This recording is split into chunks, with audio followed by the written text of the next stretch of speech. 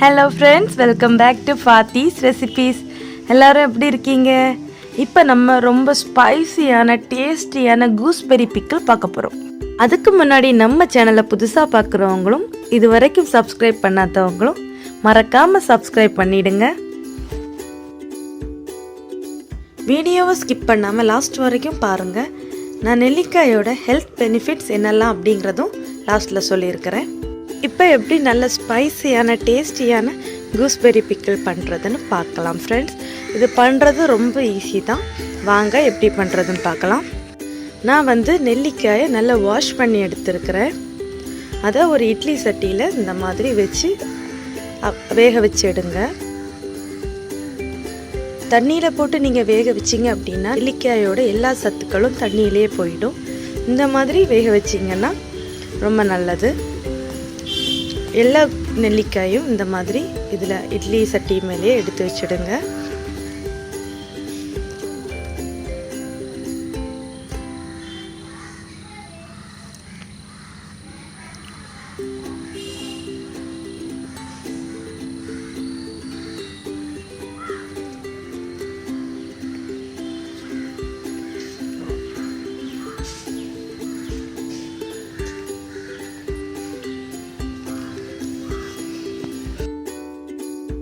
இப்போ இந்த இட்லி சட்டியை மூடி போட்டு மூடி வச்சுடுங்க. ஹை ஃப்ளேமில் நல்லா வேக வைங்க. நெல்லிக்காய் வெந்திடுச்சா அப்படின்னு செக் பண்ணி பாருங்கள். நெல்லிக்காய் இந்த அளவுக்கு வேகணும். இந்த மாதிரி லேயர் லேயராக பிரிஞ்சு வந்திருக்கணும். இந்த மாதிரி ஸ்டேஜ் வந்ததும் நீங்கள் ஸ்டவ் ஆஃப் பண்ணிக்கோங்க. நெல்லிக்காய் நல்லா ஆறட்டும். இப்போ நெல்லிக்காய் நல்லா ஆறட்டும். லேயர் லேயராக வந்த அப்புறம் தான் நீங்கள் ஸ்டவ் ஆஃப் பண்ணணும். அப்போ தான் உங்களுக்கு சீட் ரிமூவ் பண்ணுறதுக்கு ஈஸியாக இருக்கும். இப்போ நெல்லிக்காய் ஆறிக்கிட்டு இருக்கு. இப்போ ஸ்டவ் ஆன் பண்ணி ஒரு கடாய் வச்சுக்கோங்க. அதில் 1/2 டீஸ்பூன் கடுகு சேர்த்துக்கோங்க. 1/2 டீஸ்பூன் வெந்தயம் ரெண்டும் ஆட் பண்ணி அதை நல்லா வறுத்து எடுத்துக்கோங்க. கடுகு வெந்தயம் இந்த ரெண்டும் நல்லா வறுத்து பொடி பண்ணி நம்ம ஊறுகாயில் போட்டோன்னா ரொம்ப டேஸ்டியாக இருக்கும். நல்ல ஒரு ஃப்ளேவர் கிடைக்கும் ஊறுகாய்க்கு.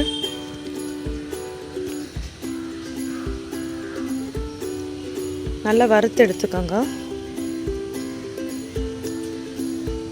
வெந்தயம் ஒரு மாதிரி கோல்டன் ப்ரௌன் கலரில் ஆகணும். அந்த அளவுக்கு வறுத்துக்கோங்க. கடுவெல்லாம் நல்லா போட்டும் இந்த ஸ்டேஜில் ஸ்டவ் ஆஃப் பண்ணிக்கோங்க. அப்புறம் அதே கடாயில் காஞ்ச மிளகாய் ஒரு 20 to 25 எடுத்துக்கோங்க. அதையும் நல்லா வறுத்து எடுத்துக்கணும்.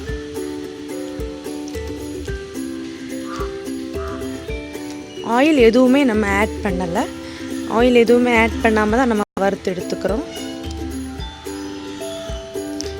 இப்போ இந்த காஞ்ச மிளகாய் நல்லா வறுத்து எடுத்ததும் அது கொஞ்சம் ஊதி வரும், கொஞ்சம் குண்டாகிடும்.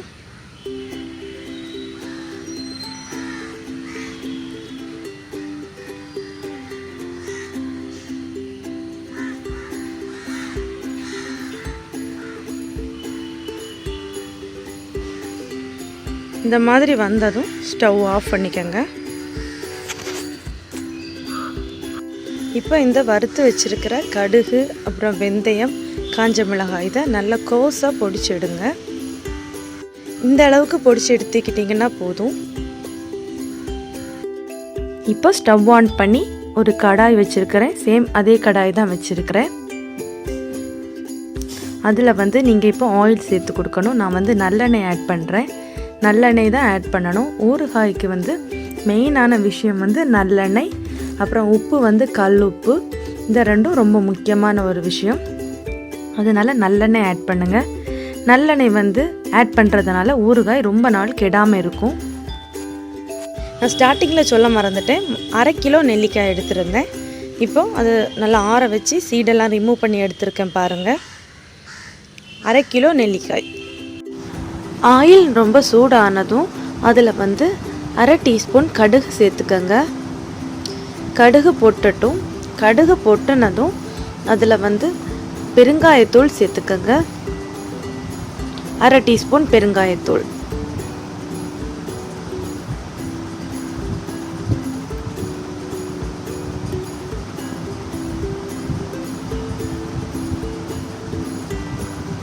இப்போ நம்ம ஏற்கனவே சீடெல்லாம் ரிமூவ் பண்ணி வச்சிருக்கிற நெல்லிக்காயை இதில் ஆட் பண்ணுறேன்.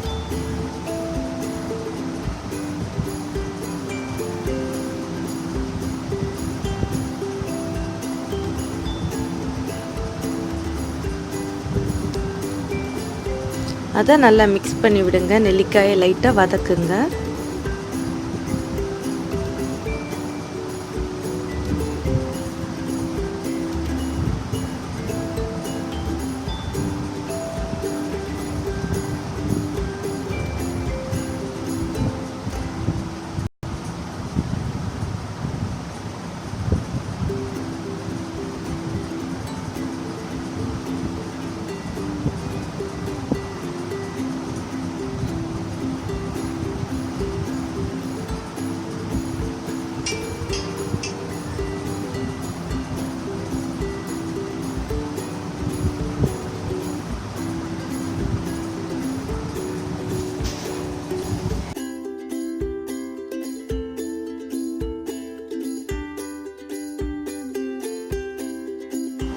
இப்போ அதில் தேவையான அளவு கல்லுப்பு சேர்த்துக்கங்க. கல்லுப்பு தான் நீங்கள் சேர்க்கணும். அப்போ தான் ஊறுகாய் டேஸ்ட்டாக இருக்கும், ரொம்ப நாள் கெடாமல் இருக்கும். கல்லுப்பு சேர்த்து அதையும் நல்லா மிக்ஸ் பண்ணுங்க.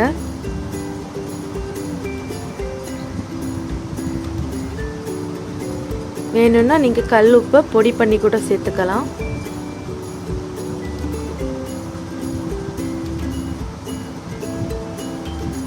இல்லை இது மாதிரி முழுசாக சேர்த்துக்கிட்டிங்கன்னா அது ஊற நெல்லிக்காயில் ஊற கல்லுப்பு கரையும்.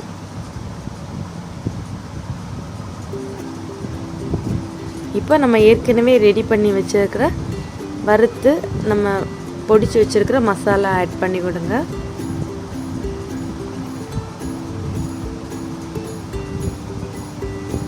அதையும் நல்லா மிக்ஸ் பண்ணுங்க.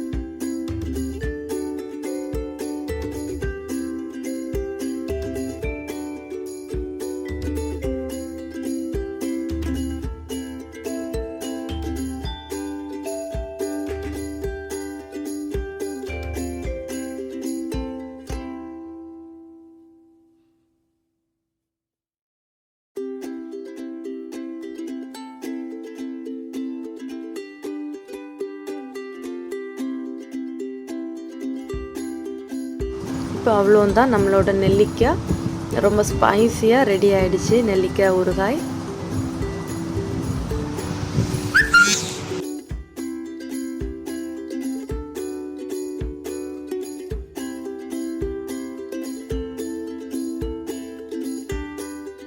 இப்போ நம்மளோட டேஸ்டியான கூஸ்பெரி பிக்கல் ரெடி ஆகிடுச்சு.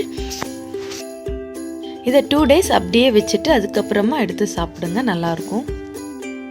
இந்த வீடியோ உங்களுக்கு ரொம்ப யூஸ்ஃபுல்லாக இருக்கும் அப்படின்னு நம்புகிறேன். இந்த வீடியோ உங்களுக்கு பிடிச்சிருந்துன்னா உங்களோட ஃப்ரெண்ட்ஸ் எல்லாருக்குமே ஷேர் பண்ணுங்கள், லைக் பண்ணுங்கள். உங்களோட கருத்துக்களை கமெண்ட்டில் சொல்லுங்கள். நெல்லிக்காய் வந்து எல்லாருக்குமே ஈஸியாக கிடைக்கக்கூடிய ஒரு பொருள். அந்த நெல்லிக்காயில் ஏராளமான சத்துக்கள் அடங்கியிருக்கு. என்னெல்லாம்னு பார்க்கலாம். நெல்லிக்காயில் vitamin C, calcium, iron, phosphorus, fibre, carbohydrate இதெல்லாம் ரொம்பவே நிறைய இருக்குது. தொடர்ந்து நீங்கள் நெல்லிக்காய் சாப்பிட்டீங்க அப்படின்னா நம்ம உடலில் உள்ள ஹீட்டை வந்து ரெடியூஸ் பண்ணும். அப்புறம் தூக்கம் இல்லாதவங்க வந்து நெல்லிக்காய் சாப்பிட்டிங்கன்னா நல்லா தூக்கம் வரும். நெல்லிக்காய் சாப்பிட்றதுனால நம்மளோட பிளட் சர்க்குலேஷன் வந்து அதிகமாகும். அப்புறம் வந்து நம்மளோட கண் பார்வை வந்து ரொம்ப தெளிவாகும். நம்மளோட பிளட்டை நல்லா பியூரிஃபை பண்ணுறதுக்கு நெல்லிக்காய் உதவுது. அப்புறம் வந்து தொடர்ந்து நெல்லிக்காய் ஜூஸ் சாப்பிட்டீங்க அப்படின்னா நம்மளுக்கு நேச்சுரலாகவே ஒரு க்ளோ கிடைக்கும். இன்னும் நெல்லிக்காய் பற்றி சொல்லணுன்னா நிறையவே இருக்குது. அதனால் எல்லோரும் கண்டிப்பாக உங்களோட ஃபுட்டில் நெல்லிக்காய் சேர்த்துக்கங்க. வீடியோக்கு கீழே இருக்கிற ரெட் கலர் சப்ஸ்கிரைப் பட்டனை ப்ரெஸ் பண்ணி நம்ம சேனல் ஃபாத்திஸ் ரெசிபியை சப்ஸ்கிரைப் பண்ணிவிடுங்க ஃப்ரெண்ட்ஸ். அப்புறம் அது பக்கத்தில் இருக்கிற அந்த சின்ன பெல் ஐக்கானை ப்ரெஸ் பண்ணிட்டீங்க அப்படின்னா நான் இப்போல்லாம் வீடியோஸ் போடுறேன்னா அப்போல்லாம் உங்கள் மொபைல் நோட்டிஃபிகேஷனை பற்றி தெரிஞ்சுக்கலாம். Thank you friends.